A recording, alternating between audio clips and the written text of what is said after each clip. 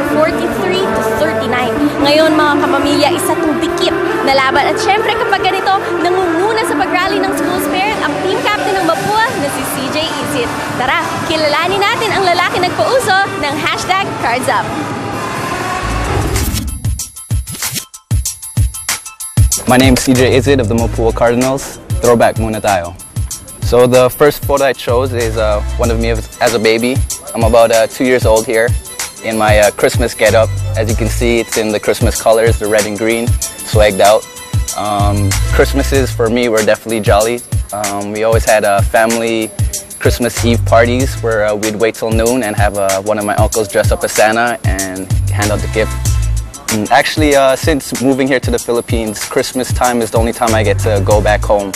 And so it's brought that much more meaning to it. And so I usually go home for about 2 to 3 weeks. And so that's definitely a time I cherish. So my next photo is another picture of me as a baby. Once again, I'm about 2 years old. And I'm doing one of my favorite hobbies outside of basketball, which is eating. I mean, I love to eat, although it doesn't really show. I love all type of food, whether it be pizza, pasta, fried chicken wings, anything you name it. Buffet, all you can eat, until sawa. And so my last photo is kind of PG-13.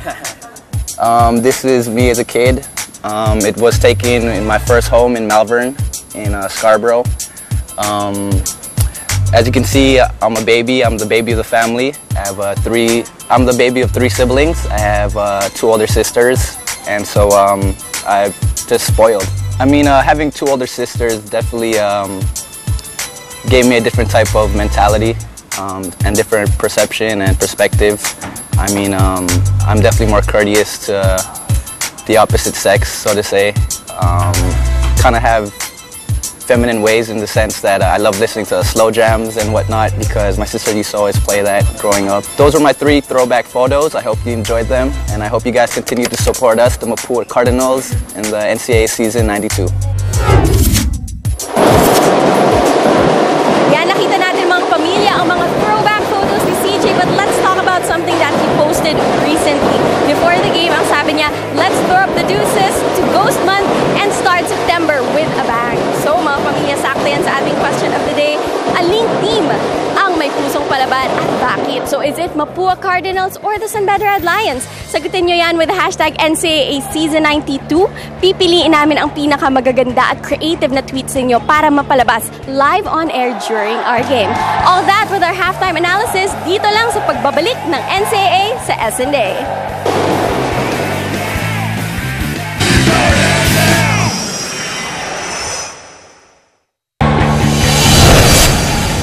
Nagbabalik po ang NCAA Season 92 Men's Basketball Tournament dito lang sa SNA. Sa kasalukuyan, lamang po ang San Pedro Red Lions ang host school ng ating tournament kontra sa host school nung nakaraang season ang Mapua Institute of Technology 43-39.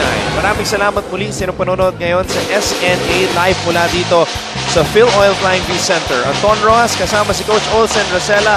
At pagkatapos unang umarangkada ng Mapua sa ating first quarter, leading by 10, 13-3. Nakabawi naman ang mga bedista going on a run of their own, leading by 4 here at the half. Well, it was really a strong start by Mapua. Sa pangunguna ng nagbabalik na si Joseph Eriobu, who scored 6 of his 9 points in the first quarter. Not the kind of start Coach Jamai could have wanted, but yung second group niya ang nagpakita with Noah scoring 5 points and providing really yung quickness against the much taller Mapua side. Pero nabanggit mo nga kanina, Coach Olsen, kailangan limitahan ng Mapua ang kanilang mga turnovers. Right now, they committed 11 turnovers, samantala ang San Beda just 4. But nakabawi naman sila dahil sa kanilang mga offensive rebounds. Oo, because of their height advantage nga, understandable na mas marami silang rebounds. 11 actually offensively for Mapua. But yung turnovers ang kailangan nilang medyo ibaba. This is the strength of San Beda, katulad ng binanggit natin at top of the coverage. They are number 1 in creating turnovers sa kabilang koponan. At number 1 also in scoring points off the turnovers. Kaya naman lamang ngayon ang San Beda 43-39. You mentioned the strong play of Joseph Eriobu. Siya ang nangunguna ngayon pagdating sa puntos para sa Mapua with 9 points. Sinuportahan naman siya ni Ezekiel Biteng with 9 points as well. Sa kabilang panig naman, JV Mocon, whose career high is actually 18 points, already has 14. Oo, mabigat yung 14 points na binigay ni JV Mocon sa kanyang koponan. But yun, suporta coming from Tongko, and binanggit natin si Noah. But not only his scoring, but like we said, yung quickness na binibigay niya to offset itong height advantage ng Mapua, particularly to si Olwell Oraime. JV Mocon on your screens, the big man on campus. The entire San Beda community waiting for him to erupt and establish himself as one of the elite power forwards dito sa NCAA.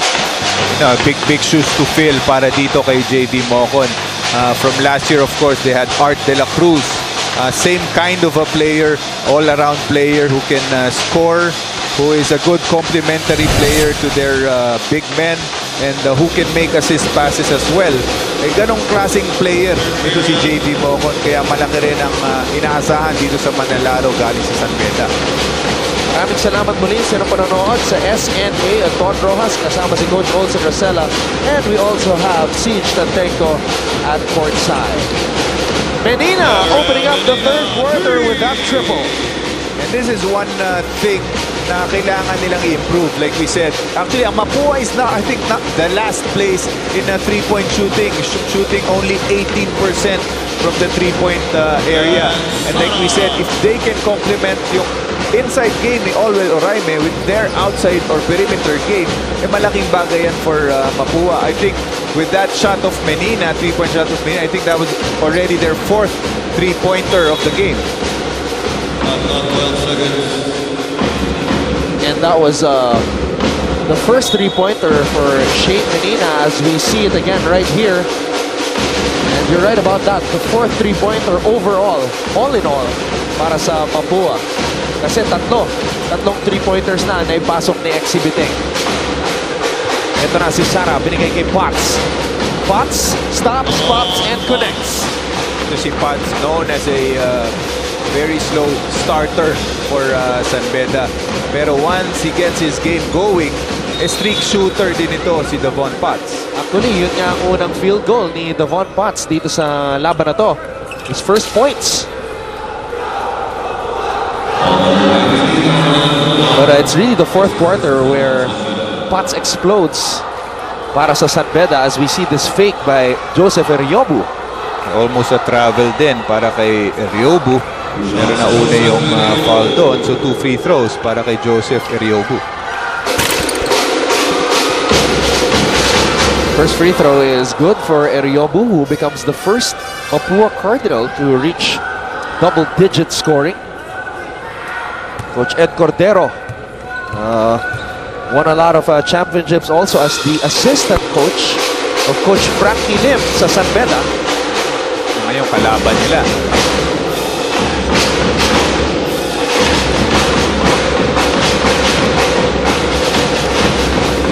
Nuno Noah trying to flip it underneath.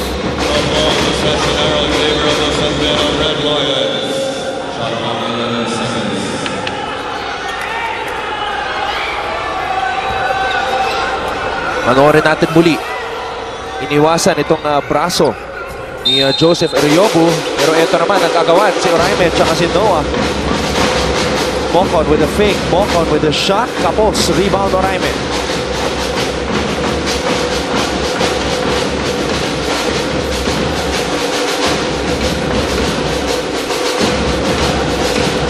Isip. Eriobu, binigay kay Isip.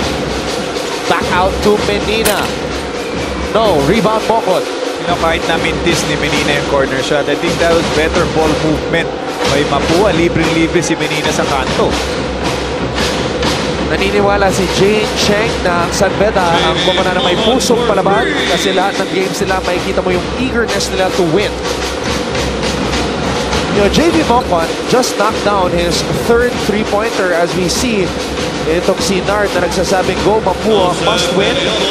And si Lindsay naman, San Beda may pusong palaban kahit hindi man nila nakuha ang 6 feet. Makikita mo pa din this season ang kanilang consistency. Coming into this game, Coach Olsen, JV only made 3 3-pointers. So napantayan na niya yung kanyang output for the entire season so far in just one game. Oh, and slowly improving that. I think that's one of the things na kailangan improve ni JV Mocon. If he wants to really reach the pro level also. It's his outside shooting. At so far, pinapakita ni JV Mocon that he can hit that outside shot. And JV Mocon still has 2 more years of eligibility dito sa NCAA. A lot of time to realize his potential. Pollock fades away. Robert Pollock. Whether it's a one-on-one perimeter play or a ball screen, nakikita natin talagang yung depensa ni Olwell Oraime. Yung perimeter defense niya ang inaatake ng San Beda ngayon. Olwell Oraime, that's a foul. And he will head to the line for 2.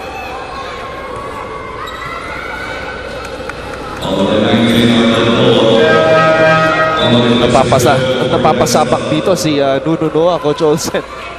Olwell Oraime ang kanyang katapat ngayon. At dun sa pagbantay ni Nuno Noah rin dito kay Olwell Oraime, hindi lang naman assignment niyan.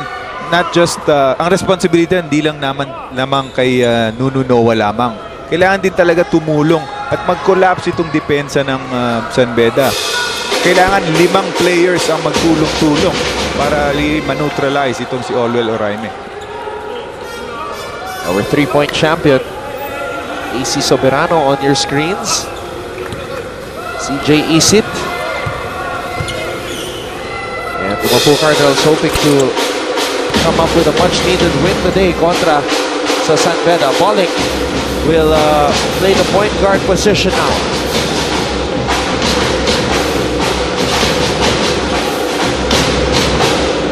Pollock umatake. Robert Pollock, no. Mocon with the rebound.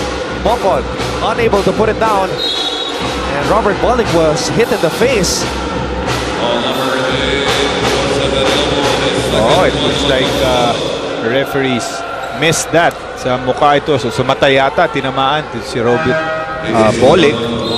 Itong San Beda players getting multiple opportunities sa offensive rebounding nila.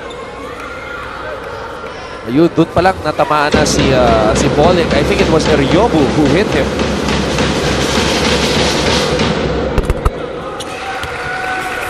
Kaya naman, sub muna itong si Robert. Devon Potts, we're still waiting for him to heat up. Pero pinapakita natin yung strength really nitong lineup ni Coach Jamaica, no? In the past games against Letran, it was Adamos who scored for them. Ngayon, hindi masyadong nagpapakita si Adamos. Itong si Noah naman, like we said, who only averages 9 minutes. A little less than 10 minutes per ball game. Pero ngayon, ang ganda ng pinapakita ni Noah. Kaya lang, itong advantage ni Olwell Oraime sa kanya. And some color developing here as Olwell Oraime hit the deck.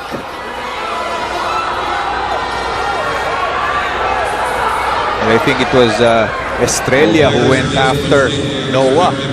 Hindi nagustuhan ni Estrella yung pagka-foul dun sa kanyang teammate na si Oraime. Olwell asking the medical team dito sa Phil Oil Flying V Center to check his left elbow. Lakas ng pagkabagsak ni Olwell Oraime. Rin ang problema kasi kung ganun kalaki ang player at ganun kaliit ang bumabantay sa'yo. Minsan nakala mo sahod yun, but you know, hindi naman sinasadya yun ni Noah. But I don't know kung nakita natin on the left side of your screens kung paano pinigilan ng coaching staff ng Mapua yung mga players, ibang players ng Mapua from entering the court. Nakita natin in the last game against between San Beda and Letran, there were some players who were suspended because pumasok sila sa loob ng playing court. But the good job of the coaching staff. Actually, it's a responsibility really of the assistant coaches na pag may away na ganon, tumayo at humarap doon at talagang pigilan kung sino man ang gusto pumasok. Tatlong player nga na-suspend dahil sa scuffle sa dulo ng San Beda Letran matchup noong Biyernes. Si Chris Antoni de la Peña at Marco Sario ng Letran at si Junjun Bonsubre naman mula sa panig ng Red Lions. All those players, those 3 players enter the playing court from the bench. And at this stage of our season, Anton, medyo papasok na tayo. Patapos na itong ating second round. Ayaw mo nang mabawasan pa yung mga players because of the suspension.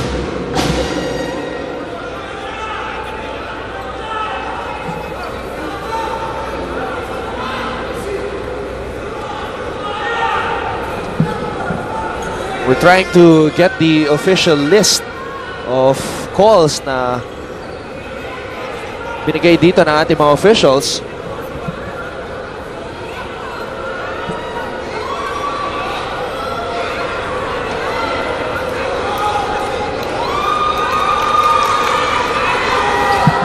Okay, so we have 2 fouls here. An ordinary foul called on Noah and a technical foul called on Lawrence Victoria for second motion. Ito si Victoria yung, as we see this foul from Noah at itong reaction ni Victoria. Ayan, yung second motion na tinawagan kaya technical to si Victoria. From our angle, nakita natin si Estrella yung sumugod At ito yung sinasabi mo, hinarangan agad ni Coach Atoy ko ang kanyang mga manlalaro para masigurado na hindi magkakasuspension.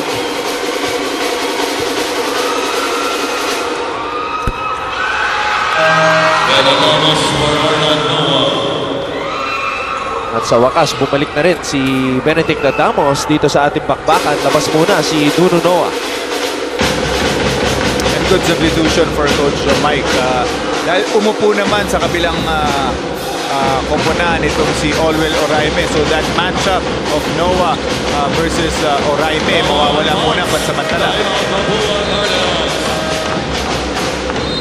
Nobody checked the Von Potts, who scored the easiest basket of the afternoon. San Beda 56, Mapua 52. CAA dito lang sa SNA. Kasama ko ngayon si Dave Marcelo, 4-time champion dito kasama ng San Beda Red Lions dati. Ngayon Dave, palagi kang nanonood ng liga natin. Anong masasabi mo sa performance ng Red Lions? Well, ngayon, medyo nag-struggle sila pero kaya naman nila as long na magawa lang nila yung gusto ni Coach gawin and then sundin lang nila si Coach. Makakarating din. Makakarating. Alam mo, yung journey ngayon ng Red Lions, similar sa journey mo kasi 4-time champion ka pero naputol ito sa gitna, nawalan kayo ng championship at kinailangan yung bawiin. Ano yung mensahe mo sa Red Lions na yun din ang gustong gawin ngayon? Well, yung moment na natalo sila, i-remember nila yun. Kasi yung time na yun, yun yung magdaan sila, magbibigay sa kanila ng strength na pagbutihin nila sa next game, do good, and things na ayaw na uli nila mangyari ulit sa kanila yun. So, dapat, stay hungry, tapos, yun, always, do your 100%. Ano naman gagawin mo? Paano ka magsa-celebrate kung mag-champion ang San Beda? Well, syempre, Menjola Party. Maraming salamat. Tignan natin kung makuha niyo ang Menjola Party na yan. Thank you very much, Dave. Back to you, Anton. Alam mo, Coach Olsen, yung Menjola Party na yan, 4 na beses na experience ni Dave Marcelo dahil 4 na beses nag-champion yan nung siya ay naglalaro sa San Beda. Oo, yan si Dave Marcelo played for 5 years, gave them 4 championships. And all of those 5 years, naglaro yan under Coach Frankie Lim na nanonood ngayon. Kaya binabati natin si Coach Frankie, nanonood sa atin. Hi, Coach. Tsaka long time Red Lion and Red Cubs si Dave Marcelo. 3 taon naglaro yan sa Red Cubs bago siya naging Red Lion. It's always nice to see former players katulad na lamang ni Dave Marcelo na patuloy na sumusuporta sa kanyang alma mater. Yusei Koga. Isa pang tao na sumusuporta. Ito si Koga sa kanyang opponent right now.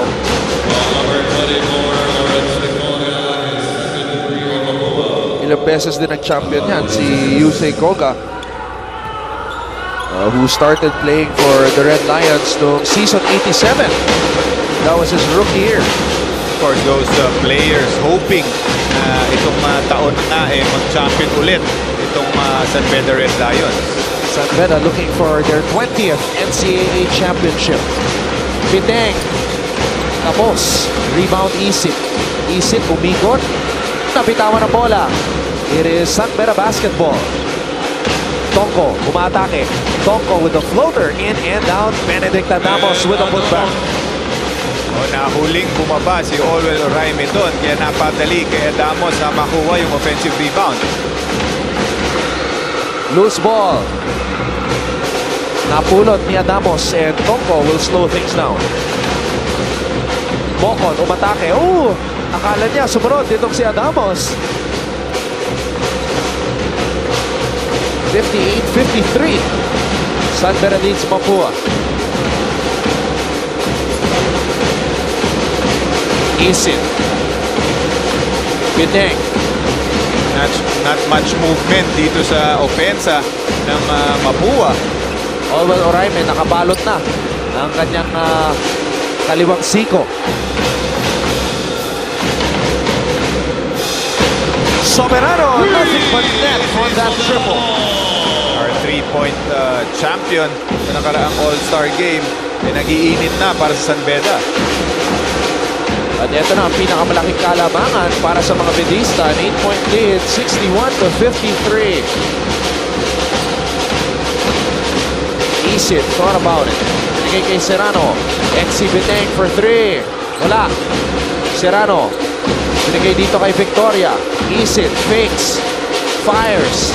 No, Isit. Tapping into Victoria, who couldn't get to it in time.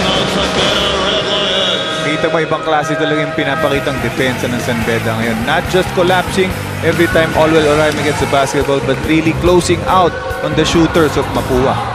Timeout San Beda, magbabalik po ang NCAA Season 92.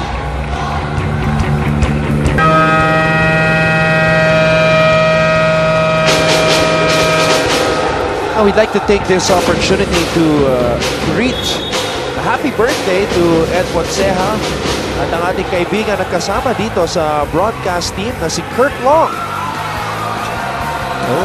Tito Ed Fonseca and Kurt Long, happy birthday sa inyong dalawa. Can't wait to see Kurt in action again as an analyst dito sa SNA. Covering volleyball and of course basketball. Tuloy ang bakbakan sa pagitan ng Mapua at San Beda. Red Lions leading the Cardinals 61-53. Presbitero off the glass, no. Adamos throws it up, nothing there. Presbitero, pinalik kay Adamos. And without Olwell Oraime there underneath, and napapadali itong offensive rebounding para dito sa San Beda Red Lions. Eriobu. Binigay dito kay Estrella. This is a crucial stage para sa Mapua Cardinals. Like we said, wala si Olwell Oraime ngayon nagpapahinga. They've been bleeding for their points right now. At pati yung kanilang mga shooters ay nahihirapan pumukol galing sa labas. Adamos with a fake. Adamos with a shot. Tapos, Estrella. Umarangkada. Estrella. Binigay dito kay Biteng. The license to shoot. No. It's San Beda basketball once again. Presbitero. Pinalik dito kay Soberano. No. So, both teams firing blanks dito sa huling minuto ng ating laro. And if you're Mapua, ayaw mo tuluyang lumayo itong San Beda dito sa crucial stage ng ating laro. And a good job by Joseph Eriobu, taking matters into his own hands at really looking for that, going strong to the basket, getting that foul. So 2 free throws para sa kanya. Sapagkat kailangan na talaga makapuntos ang Mapua. Experiencing a scoring drought. Adamos. The game face is on for Benedict as he has scored all of his 4 points dito sa quarter na ito pagkatapos lumabas ni Noah. 15 points now in the game para kay Joseph Eriobu.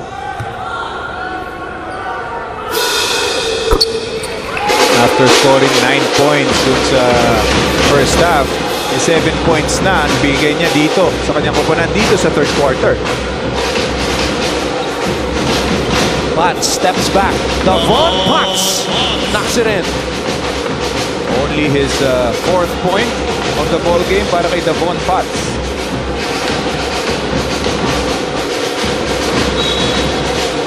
And that's a foul on Tonko.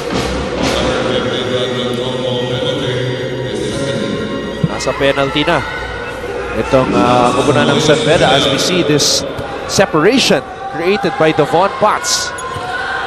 Mid-range game na madalas natin makikita ngayon sa ating laro.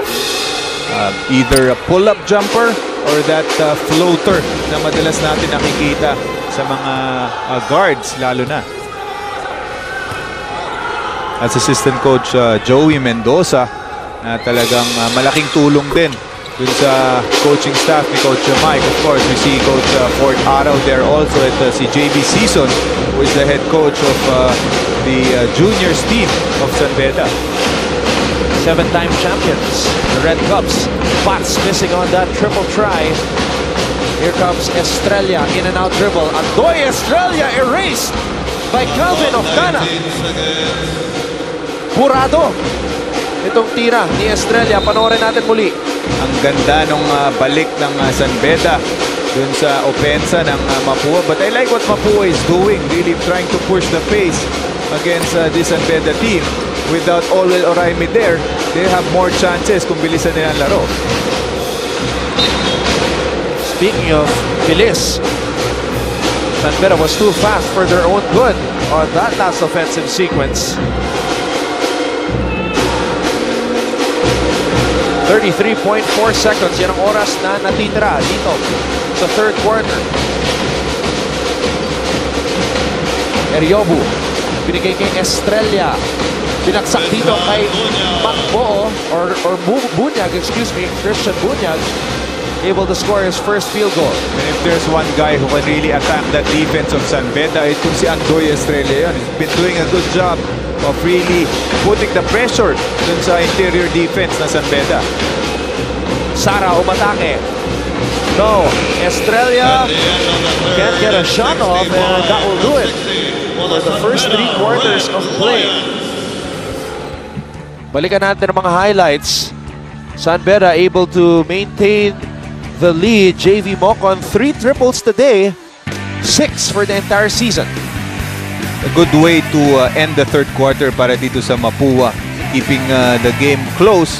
5 lang itong hinahabol nila ngayon. Andoy Estrella, as you mentioned, the creator para sa Mapua Cardinals. Devon Potts, will he heat up in the fourth quarter? His favorite quarter. Yan ang isa sa ating abangan sa pagbabalik ng NCAA Season 92 dito lang sa S&A.